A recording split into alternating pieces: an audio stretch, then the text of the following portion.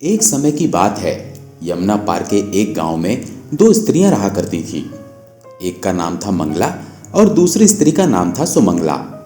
मंगला और सुमंगला दोनों रोज यमुना पार से नाव में बैठकर वृंदावन आती और वृंदावन आकर जगह जगह घूमकर सब्जी बेचा करती। मंगला और सुमंगला रोज सुबह से शाम तक सब्जियां बेचा करती। जब मंगला और सुमंगला की सारी सब्जियां बिक जाया करती तो वो दोनों यमुना किनारे बैठ जाया करती थी। वो दोनों अपने घर से रोटी और माखन भोजन के लिए लाया करती और यमुना किनारे पेड़ की छांव में बैठकर भोजन खाती और नाव में बैठकर यमुना पार अपने घर चली जाया करती। मंगला और सुमंगला थी तो वृंदावन के यमुना पार की, पर वो भगवान श्री कृष्ण को जानती नहीं थी। भक्ति क्या होती है उन्होंने कभी जाना ही नहीं था। वो तो केवल सब्जियां बेचकर गुजारा करना और अपना पेट भरना जानती थी। एक दिन मंगला और सुमंगला सब्जी बेचने वृंदावन आई और आज उनकी सब्जी जल्दी बिक गई। सुमंगला बोली, अरे बहन मंगला, आज तो हमारी सब्जियां और दिनों से काफी जल्दी बिक गई। मंगला ने कहा, हाँ बहन सुमंगला, आज तो काफी जल्दी सब्जियां बिक गई। अब आप बताओ अब क्या करें? सुमंगला बोली, हाँ बहन, अब घर जाके भी हम क्या करेंगे? इतने में ही मंगला की नजर सामने एक मंदिर की ओर गई जहां एक गुरुजी कथा कर रहे थे। मंगला बोली, बहन सुमंगला, देखो सामने मंदिर में कथा हो रही है। सुमंगला बोली, अरे बहन मंगला, ये कथा क्या होती है? मंगला ने उत्तर दिया, ये तो मुझे भी नहीं पता कि कथा क्या होती है, पर सब लोग कहते हैं कि कथा होती है, तो चलो आज हम भी सुन लेंगे कि कथा क्या होती है। मंगला और सुमंगला दोनों मंदिर में कथा सुनने के लिए जाने लगी और मंदिर में जाकर भक्तों के बीच बैठकर कथा सुनने लगी। कथा में गुरुजी प्रेम से भगवान की चर्चा सुना रहे थे। वे कह रहे थे, भक्तों, जिसने भगवान से प्रेम नहीं किया उसका जीवन बेकार है। जिसका प्रेम श्री कृष्ण के चरणों में नहीं हुआ उसका जीवन बेकार है। भगवान को प्राप्त करना ही इस मनुष्य जीवन का लक्ष्य है। ये मनुष्य जीवन सिर्फ हमें भगवान की प्राप्ति करने के लिए मिला है, पर इस संसार के सभी मनुष्य पैसा इकट्ठा करने में लगे हैं। भूल गए हैं कि इस जगत में आने का तुम्हारा उद्देश्य क्या था। गुरुजी ने जब इस तरह समझाया तो मंगला और सुमंगला बहुत प्रभावित हुई। मंगला बोली, बहन सुमंगला, देखो गुरुजी ने आज क्या कहा है कि भगवान श्री कृष्ण के चरणों में अगर प्रेम नहीं हुआ तो ये जीवन बेकार है। तो बहन मंगला, क्या हमारा जीवन बेकार चला जाएगा? सुमंगला ने उत्तर दिया, हाँ बहन, लगता तो ऐसा ही है। मंगला ने पूछा, बहन तू बता, तूने कभी श्री कृष्ण को देखा है? सुमंगला बोली, अरे बहन, मैं तो तेरे साथ ही रहती हूँ, भला मैंने कहाँ भगवान को देखा है? बहन तो ये बताओ, भगवान कहाँ मिलेंगे? मंगला सुमंगला आपस में चर्चा कर ही रही थी कि इतने में एक संत वहां से गुजरे। मंगला साधु को देखकर बोली, बहन, मुझे लगता है भगवान साधु संतों के पास जरूर होंगे, तो चलो इनके पास से भगवान को लेकर आते हैं। वो साधु अपना झोला और सामान यमुना किनारे रखकर स्नान करने लगे। मंगला और सुमंगला दोनों यमुना किनारे गईं और साधु का झोला चुपके से उठाकर वहां से आ गईं। दोनों ने साधु के झोले में जब देखा तो उन्हें एक डिब्बा मिला। उन्होंने जैसे ही डिब्बा खोला तो उसके अंदर लड्डू गोपाल जी बैठे थे।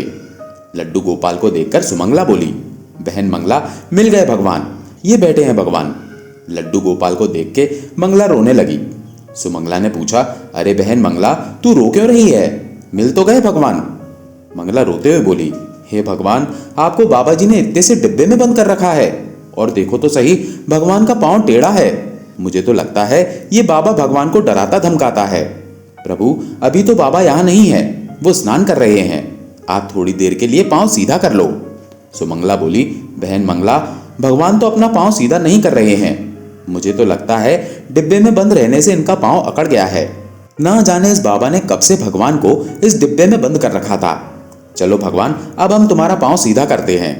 इसके बाद मंगला ने अपने भोजन की पोटली में से मक्खन निकाला और उस मक्खन से लड्डू गोपाल की मालिश करने लगी। भगवान ने जब दोनों के इतने प्रेम को देखा तो भगवान उनके सहज और सरल स्वभाव पर रीझ गए और अपने भक्त के प्रेम के लिए भगवान ने अपने हाथ पांव सीधे कर लिए।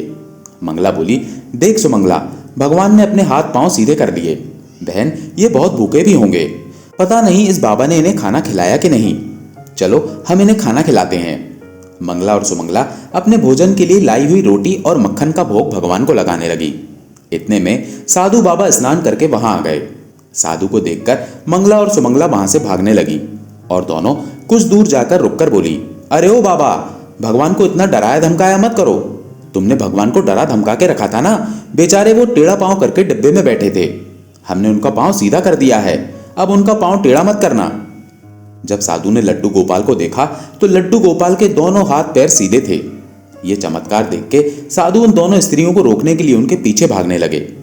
अरे रुक जाओ, भागो मत, रुक जाओ, मैं तुम्हें कुछ नहीं कहूंगा। पर वो दोनों नहीं रुकी।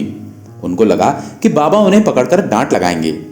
अगले दिन मंगला और सुमंगला दोनों सब्जी बेचने के लिए वृंदावन आई और आज भी उन दोनों की सब्जियां जल्दी बिक गईं। आज वो फिर से मंदिर में कथा सुनने के लिए चली गईं। कथा में गुरुजी भगवान के नाम की महिमा की चर्चा कर रहे थे। उन्होंने कहा, भक्तों, यदि आप राधे श्याम जपोगे तो भव सागर से भी पार हो जाओगे। इसलिए भगवान के नाम को हमेशा जपते रहना चाहिए। यही नाम हमें भव सागर से पार कराएगा। आज की कथा सुनकर दोनों वापस अपने घर के लिए जाने लगी। तभी सुमंगला बोली, बहन मंगला, तूने सुना, आज गुरुजी ने कथा में कहा है कि राधे श्याम जपोगे तो भव सागर से भी पार हो जाओगे। तो बहन, जब राधे श्याम नाम लेने से भवसागर पार कर सकते हैं तो ये यमुना भी तो हम पार कर सकते हैं। मंगला बोली, हाँ बहन, हम दोनों रोज इस पार से उस पार जाते हैं। हमारे 25 पैसे तो रोज नाव का किराया देने में खर्च हो जाते हैं। हम भी अब राधे श्याम जपेंगे और बिना पैसे खर्च किए यमुना पार हो जाएंगे। मंगला और सुमंगला गुरु के वचनों पर विश्वास करके राधे श्याम जपने लगी और यमुना की ओर बढ़ने लगी। वो दोनों राधे श्याम जपते हुए सच में पानी के ऊपर चलने लगी। राधे श्याम जपते हुए उन दोनों ने पानी के ऊपर चलकर यमुना को पार कर लिया। अब तो मंगला और सुमंगला का श्री कृष्ण के प्रति प्रेम और विश्वास दृढ़ हो गया और वो दोनों श्री कृष्ण की भक्ति करने लगी।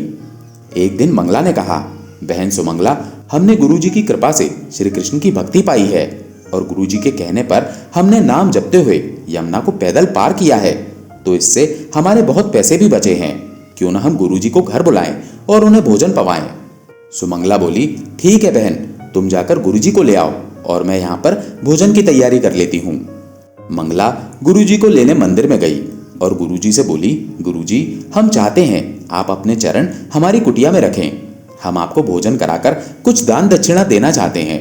गुरुजी ने मंगला की बात मान ली और बोले, ठीक है बेटी, मैं तुम्हारे संग तुम्हारी कुटिया में चलने के लिए तैयार हूँ।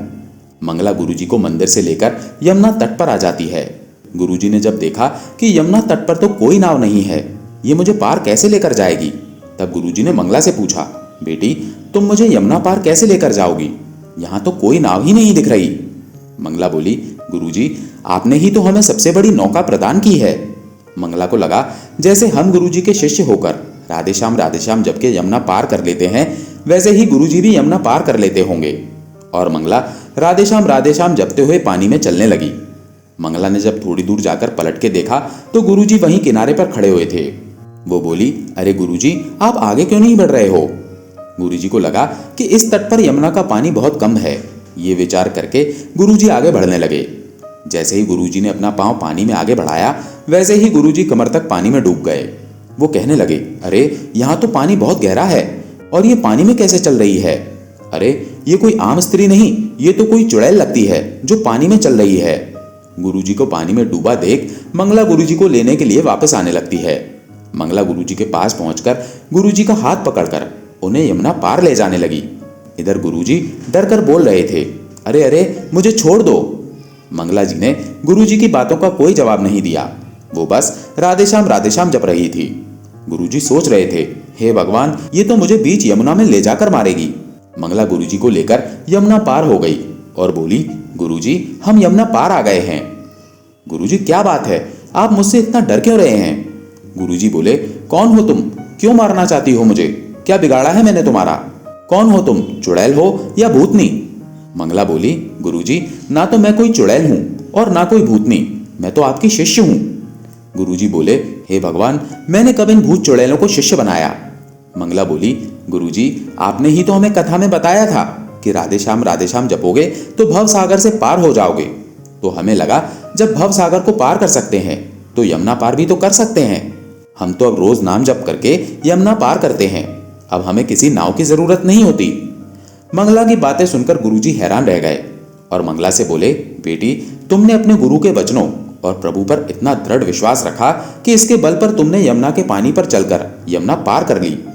बेटी, तुम महान हो और महान है तुम्हारा प्रभु के प्रति प्रेम और विश्वास। तो दोस्तों, आशा है आपको ये कथा पसंद आई होगी। अगर पसंद आई हो तो वीडियो को लाइक करके कमेंट में जय श्री कृष्णा अवश्य लिखें। जय श्री कृष्णा।